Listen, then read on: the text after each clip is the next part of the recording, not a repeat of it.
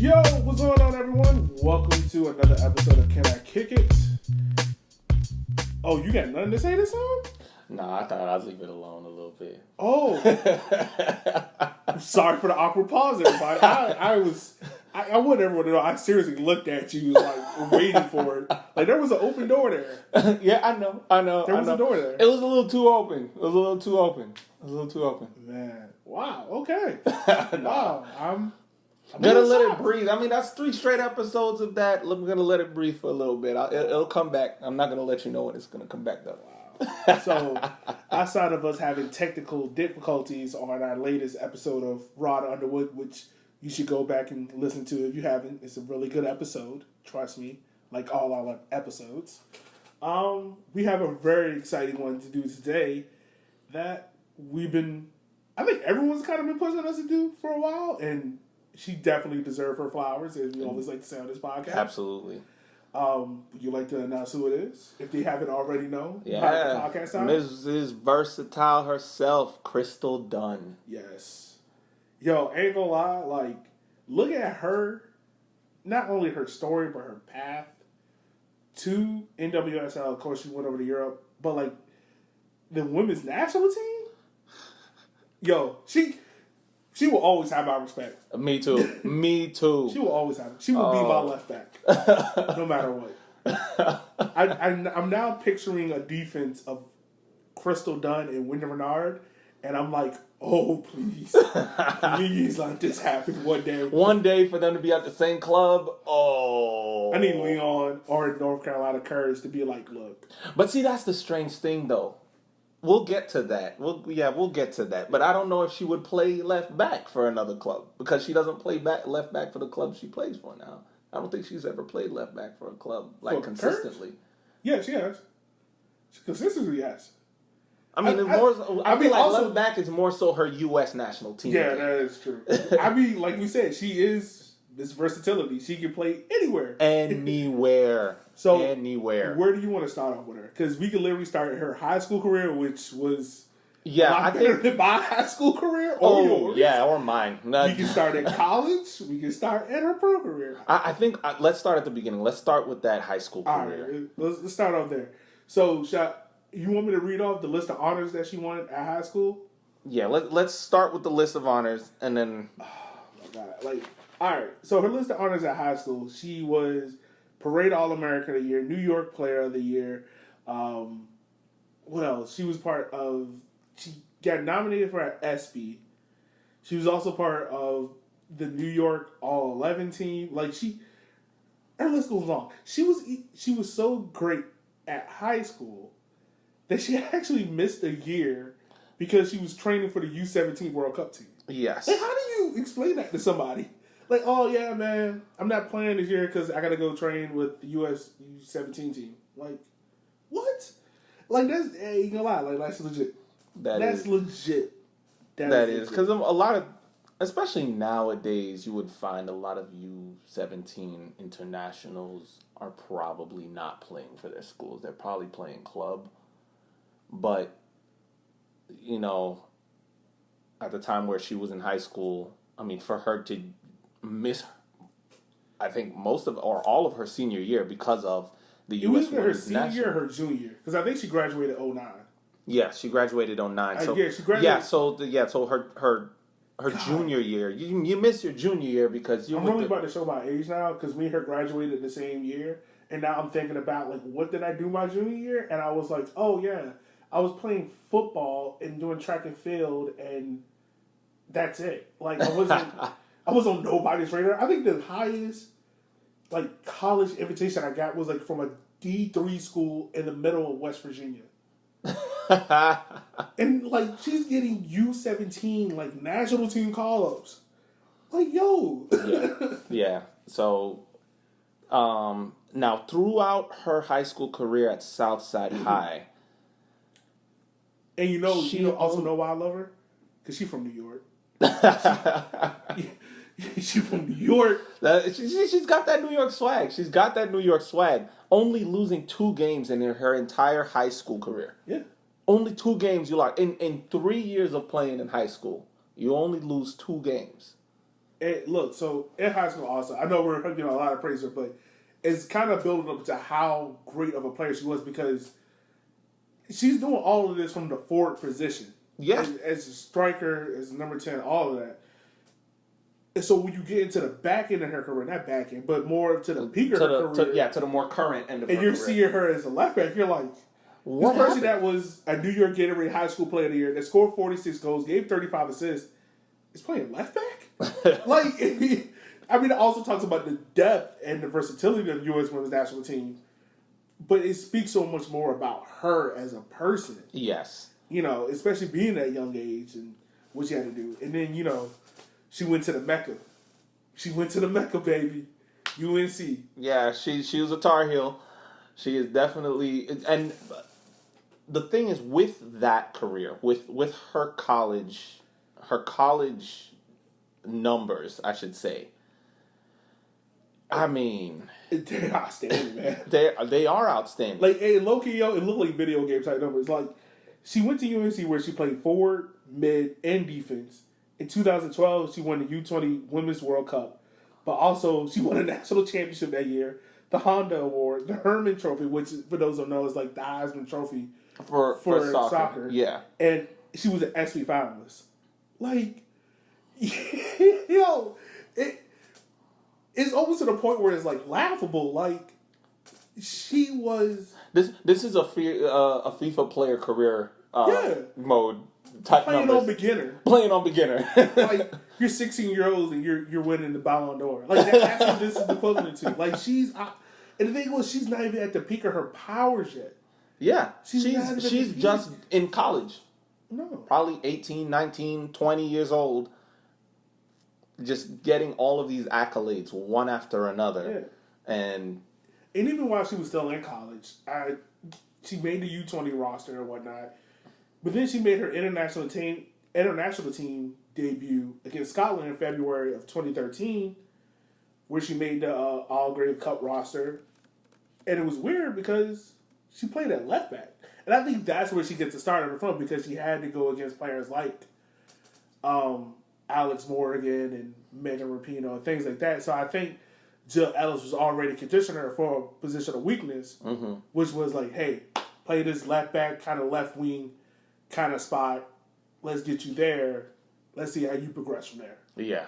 You know, which I got to say, like, we all know how intelligent Jill Ellis is.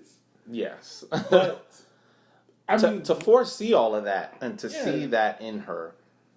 Because, I mean, watching Crystal Dunn's highlights, you can say, like, the first thing that you recognize about her is she has electric pace. And I don't want to be, like, one of those people who just use, like, kind of just prone keywords. Like, oh, she has a lot of pace. She has a lot of power. But I would say, for Dunn, the first thing that you recognize about her is her pace. Her pace. But it's not even, like, how can I mention it? It's not like the Harry Kane, like, he looks slow, but he's super fast. It's more of like, it's like a steady speed. Yes. Well, even when she's slow, she's one of the fastest one out there. But she's so quick with everything that she's so technical with everything as well. I hope I'm like describing it right. Because I'm probably not, and you're probably going to describe it the way how I want to. Yeah, no, I mean, Crystal Dunn is one of those players who has that small yet powerful stature. Yeah. And she has that look of she's gonna fly past you, and if you try and get in her way, she's not gonna slow down, and you might get knocked halfway across the field. Yeah. Because she just has that look. She has a fierceness about her when she's playing. She has that never say die attitude. She doesn't give up on a play.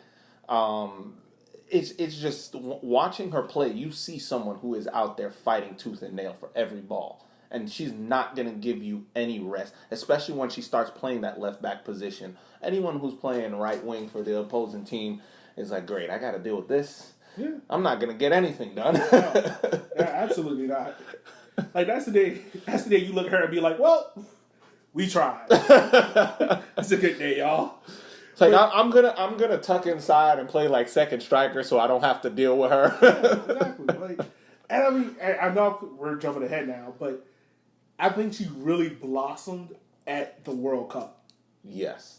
And she really, because think about it, like she played in every game except for one. I think that was the last group game because I think we already locked it up. Yeah, so they're like, get some rest. But I remember exactly. I can't remember the commentator that said it probably was Alexi Lawless because he says outlandish things all the time. But it was kind of like how they were focusing on Dunn because they saw her as the weak part of the defense. But in back-to-back games against France and England, she was probably the best one on the field. She was solid. I remember I think it was Lucy Bronze that she was on top of her. Oh, she didn't give her she didn't give her an inch. Yeah, like every time the ball was at her feet in the USA's half, Crystal Dunn was all over her. Yeah, and let me come out and say this first. Like, I am someone that is getting into the women's game of soccer. Like, yeah. I'm learning it. I mean, granted, I'm starting to coach women's soccer at my local high school, and I'm starting to like watch the game more because the NWSL Challenge Cup and stuff. Mm-hmm. But I remember like watching that game, that France game, and seeing Crystal Dunn. I was like, yo. And this is something I did not know she was a left back. I mean, I didn't realize she was a forward that moved a left back. I thought she was like a natural left back. Exactly. She just acts like a natural left back. Is there any way I could get her to Man United to replace Luke Shaw? Is there a way we could get this to work? I'm pretty sure. Can we make an exception and let her into the men's game so she can, do what the things that we need Luke Shaw, put Luke Shaw on the bench and just put Crystal Dunn in there and let her wreak havoc on that left side. Yeah, and that's what, like, that's... I mean, but now, like, looking at it more, like, it was just so impressive she was. And those two games that were peak games for the U.S., because I'm pretty sure, like, you remember everyone was kind of against the U.S., and they were kind of against it because they were like, that left back spot is kind of weak. Yeah. Yes, that was one big thing, and also, I mean, everyone was talking about, and I heard a lot of people comparing it to like the 2002 Men's World Cup, where the quarterfinal game between Brazil and England should have been the final. So France and USA should have been the final for that World Cup. I mean, by the way, people were talking about that France team, and just seeing how Crystal Dunn just completely shut down that left side. She held it down. And like she'd been playing left back her entire life. When in all actuality, she grew up as a striker. She came up as a striker, as an attacking player, as an attacking midfielder. So just to have that versatility and be able to switch into a different part of your game is just amazing. And not only that is that you could see a little bits of that attacking nature because she knew exactly when she could say, all right, let me kind of shirk my defensive duties and push up and maybe overlap and get involved with the attack. And when she did get involved with the attack, it was devastating. Yeah, like seeing her as the left wing back and whatnot, I gotta say, man, like, if you're trying to teach someone, like, hey, this is how you play left wing back, I'm pretty sure you're showing them Crystal Dunn. Yeah, just Crystal Dunn. I mean, at the end of the day, for me, you complete someone's knowledge of what a left wing back does if you just show her Crystal Dunn and Roberto Carlos, and then you're good. You're all set. I know, and I'm trying my hardest not to like overpraise because you don't want to come across as like, oh, we're just praising her just for the sake of praising her. But it's like when you really look at it from all perspective angles, we'll talk about it like in the men's game, for instance. It's like the equivalent of taking Mason Greenwood and be like, hey, Mason, you're going to put your right back today. Yeah. And you're going to play that. Like, better example, Mason Greenwood get called up to England. And now the England manager is, like, escaping my mind right now. Southgate? Yeah, Southgate. Yes. And Southgate's go to Greenwood. It's like, hey, buddy, you're going to play right back for us. Like, he crushes. Like, that's the equivalent of what it is. Yes. Because, and we're going to talk about it now, like her honors. So she won the Herman Trophy in 2012, but that's not the only trophy. She won the ACC Player of the Year in 2012, ACC Defensive Player of the Year, 2010 to 2012. So she was nominated for the Honda Award. Honda Award. Soccer America Player of the Year, Top Drawer Soccer Player of the Year, ACC Offensive Player of the Year. And that's the thing. You're that good that not only do you win Player of the Year, you win the fifth. She's pretty much Michael Jordan before. She's the Michael Jordan of soccer. That's the best way to put it together. Exactly. She's MJ. Pretty much. She out here doing MJ type stuff. Was like, someone probably told her, was like, man, you can't win the Defensive Player of the Year. And she was like, bet. I'm going to go win it. Like, that's what she did. Hold my towel. Like, and I mean, I wish I could have done more of the research of it and looked and see, but to my knowledge, lack thereof, and correct me if I'm wrong, I haven't seen any other player that kind of matched her trophy cabinet as much. There may be, like, maybe Alex Morgan, if I had to just think one off the top of my head. Yeah. Megan Rapinoe, maybe. I mean, even regardless, I mean, you look at that USA squad that won the 2019 World Cup, and it's literally an all-star team. It's the world all-star team, literally. Pretty much. It's weird to say all-star team in U.S. soccer in the same sentence. Exactly. It doesn't match. It doesn't match, but if you look at the best women's players in the world, apart from Wendy Renard, they're all playing for the U.S. women's national team, basically. But to be... Are we sure Wendy Renard doesn't have a U.S. passport? No, unfortunately. Right, we can't. But she's locked in now. She's locked into France, so even if she did, she's France now. But to be up there with these big names, you know, your Megan Rapinoe, your Alex Morgans, your Carly Lloyds, Rose Lavelle, Kristen Press. These are, I mean, to be up there with these players, not even playing the position you originally were playing, and to be able to mesh with this stellar Galactico team and do your job well, it's just amazing. And for me, I think the biggest part of her career, I think the turning point of her career was that 2015 season with Washington Spirit. Yes. All right. So you get a little bit ahead. We also got to talk about how she got to that point. Because her college career, granted, it's great. She got drafted number 1 overall by NWSL by the Washington Spirit. Mm-hmm. Once again, Jordan-like. I feel like that should be her nickname from now on. Jordan-like? Yeah. That's what I'm calling. Like, I need her the word 23 in the back. Whatnot. I'm making career decisions for her. She's probably like, no, I don't know what to do. But yeah, she gets drafted by the Washington Spirit number 1 overall. And then, like you said, like, she was the last cut of that 2015 World Cup roster. And on that roster, it's not like she didn't make it because of who was in front of her. Like, it's some legit people. Sydney Leroux, Alex Morgan, Kristen Press, Amy Rodriguez, Amy Wambach. If you had to miss the World Cup, you probably missed that one. Exactly. And I think the following World Cup after that, it's still that same issue of the front. The team was already front heavy. True. The front is like super stacked. So I think that's why Ellis is like, all right, out of these forwards, because if I remember correctly, I think Sydney missed the World Cup because she was pregnant.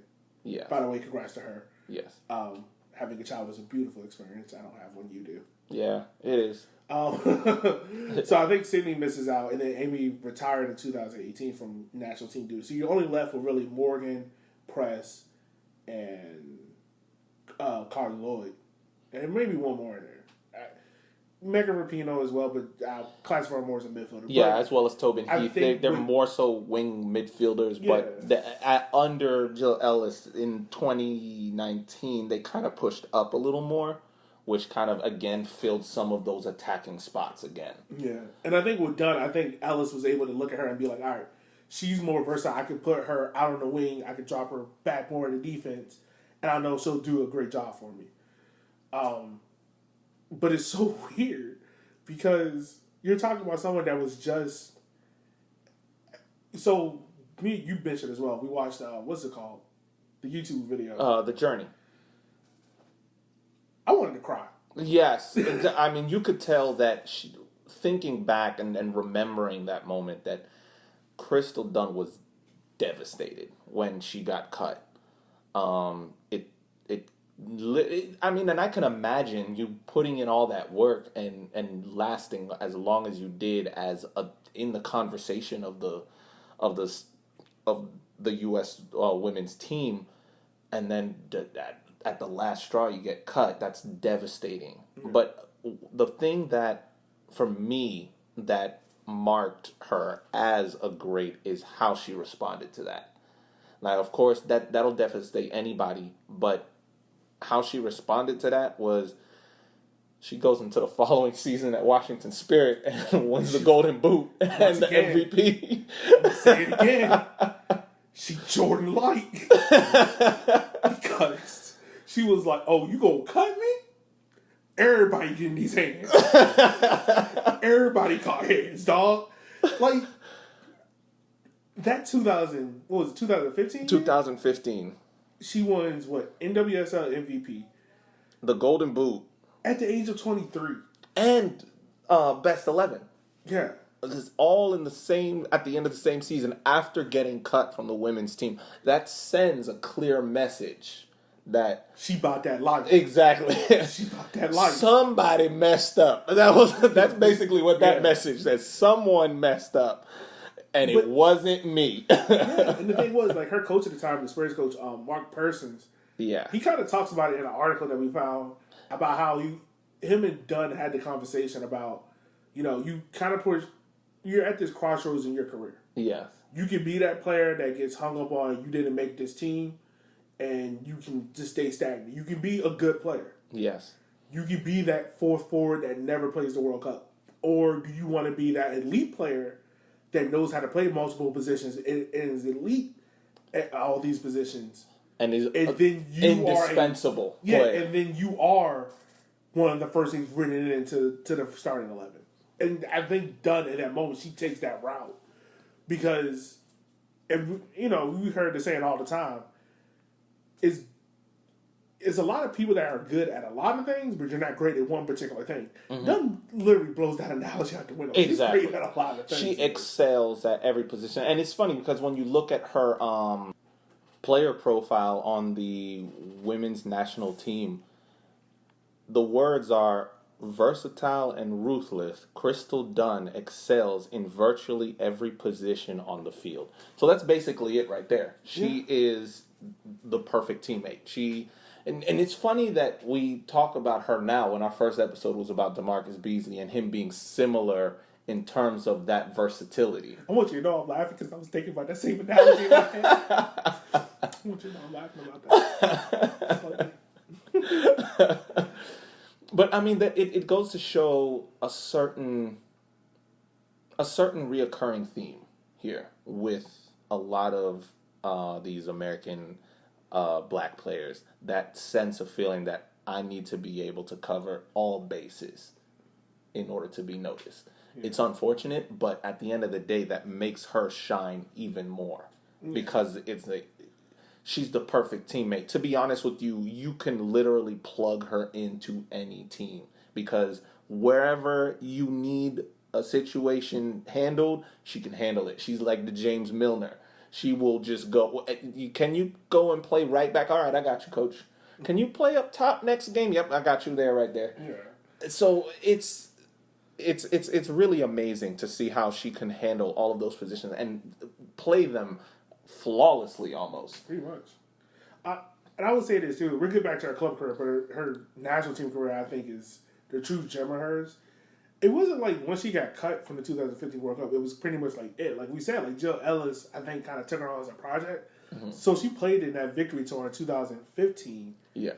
She scored a goal she got a goal and an assist against Haiti. In the first game. I think even in her head, like, she's not the kind of player that's going to let you know, like, oh, I was bothered by getting cut, but I'm going to show you why you don't ever need to think about cutting me ever again. Exactly. Like, you messed up once. Don't do it again. Don't do it again. Like, that's pretty much what she was. I mean, and she also talks about it in The Journey, which, by the way, like, the link is going to be down below. as well as all our other links to find the information. She talks about how she went over to Chelsea for a year and a half and how that really, really broadened her as well. You hear a lot from a lot of American players. A lot when they go to Europe, it's kind of like they're getting their masters in playing soccer because you eat, breathe it, sleep it all day. That it's not a job. It's exactly. like real life over there. It's a way of life over there, and that's one thing that is in the works here in the United States with regards to the fan base of soccer, with regards to the interest in the sport. But you go to somewhere like England, France, Spain, Italy, Germany, you're if you are a soccer player, that is all you do. That is you live, eat, and breathe it. That's when you go out, you are known as that person. Here in the United States, you can have a player who can be one of the greatest. I guarantee you, if you were to take Christian Pulisic and just plop him into any bar in Tennessee, a lot of people wouldn't recognize him. Yet if you were to take Michael Jordan and do the same thing, he'd be recognized. If you were to take Odell Beckham Jr., he'd be recognized. Cam Newton, he'd be recognized. Now, that type of recognition, that's what it is for soccer players in England, in France, in Germany, in Brazil, in other countries where they live, eat, and breathe this. Yeah.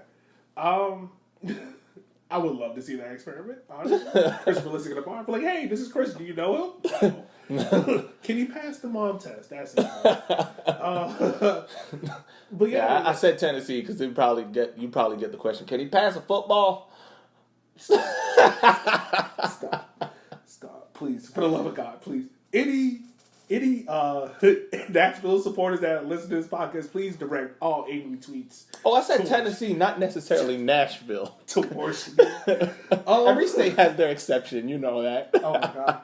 But yeah, back to this Dunn. She goes to England and whatnot. She talks about it, how she's pretty much learning this game, and how I have the coach name right now, Emma Hayes, pretty much taught her, like pretty much not only challenged her to learn more, but also taught her a lot about the ins and outs of playing the game, because she was mentioning how in American soccer there's a lot of space in behind. Yes. But now in England, a lot of things are a lot tighter. The lines are not as spread out. So you need to find that space. Yeah, she needs to find and create your own space. And I think that really translated a lot to her. Now, I couldn't find a reason why she left Chelsea. I think just because, and this is just my own guess, I think NWSL pays more than English game does.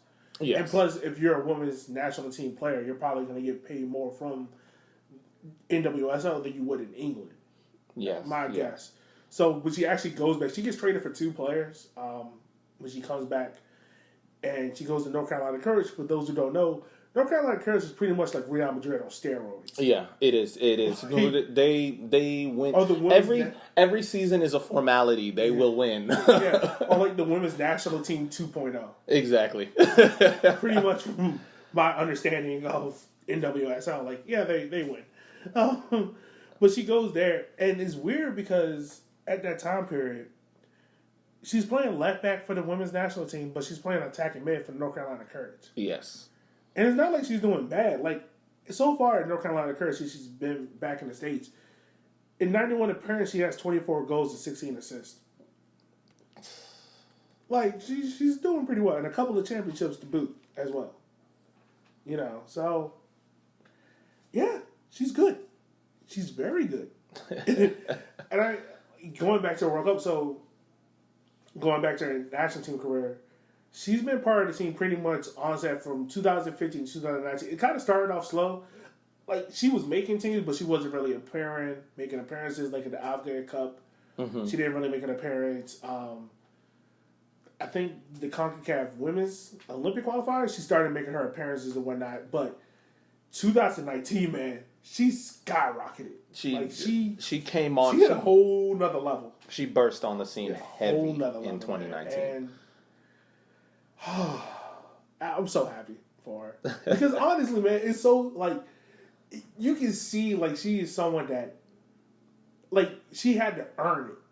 Yes. Like, truly earn it. And she did it. Like, now she has over 100 caps for the U.S. Women's National Team and everything like that.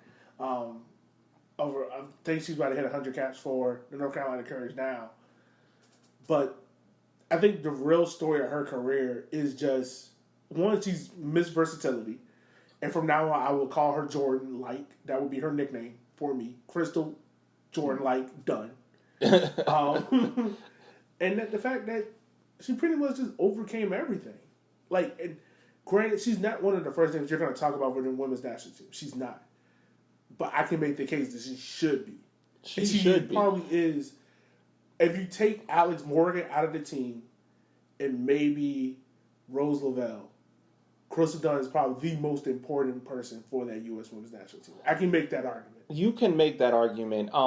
In terms of most important and the first name that comes to mind, you got to understand there's always that difference. Because if you think about it, let's say, for example, the Leicester City Premier League winning team, who's the first name that comes to mind? Wes Morgan. Just because Captain Morgan. Well, I mean, for most people, it would probably be Jamie Vardy or Riyad Mahrez, right? Probably so. When the key component was N'Golo Kante. I also like Captain Morgan. So that's why. The key component is N'Golo Kante. And I feel that that's something that Crystal Dunn brings. She brings that. She's a workhorse. She will work. And she will bring that intensity in terms of winning the ball back that N'Golo Kante brought to Leicester. That is one thing I really did her a lot. Like, of all the people, like, her coach is talking about her. She's talking about herself. Like, she wants to be known as that workhorse, the one that holds the glue all together. Exactly. So, and it's always key, because if you look the following season at Leicester, Vardy's still there, Mahrez is still there. They don't win the league. Yeah. N'Golo Kante goes to Chelsea. Yeah. So Crystal Dunn has that mentality, has that type of characteristic of that one player who's has no problem digging deep, getting her hands dirty, and doing the work that will provide the service, that will provide the possession, that will bring the goals. Yeah. So, anything else from you, my good man? I got nothing else to say to her. I'm pretty much... She's Jordan in my book. I mean, yeah, she to me, I view her like, in terms of like for like, in terms of women's national team to men's national team, I view her like DeMarcus Beasley. Yeah. Versatile player, hardworking, never say die attitude, intensity, endurance, strength, and speed is basically her thing. And a simple play. You didn't see her because, I mean, for me, one of the funnest players to watch on that women's national team was Tobin Heath, because of the tricks and flicks and megs and embarrassing other players. Yeah. That wasn't Crystal Dunn. Crystal Dunn, you get the job done. No pun intended. But that was a pun. That's a point for another day. All right. So I think that's everything for us. With that being said, this is Elliot. This is Shanir. Did you forget your name? No. You did. I forgot I needed to say it. If you can't tell, we always have fun on this podcast. Yes, we do. It as well. Like I said, this is Elliot. This is Shanir. This is episode 4? 4. No, 5. 5. God, we're hitting 5 already. 5. Episode 5 of Fourth player bio, but episode 5. Yeah. There you go. So, real quick before we close out this episode on Crystal Dunn, our sources for this episode were U.S. soccer player profile Crystal Dunn, The Journey is a YouTube video that we'll leave the link in the description down below, Black History Month by Stars and Stripes FC highlighting Crystal Dunn, and North Carolina Courage player profile Crystal Dunn. So those are our sources. Hope you guys enjoyed the episode. And always, like, review, subscribe. Leave us a 5-star review so we can read it out on our next podcast. And as always, guys, catch you guys next time. We'll holler at you later. Peace.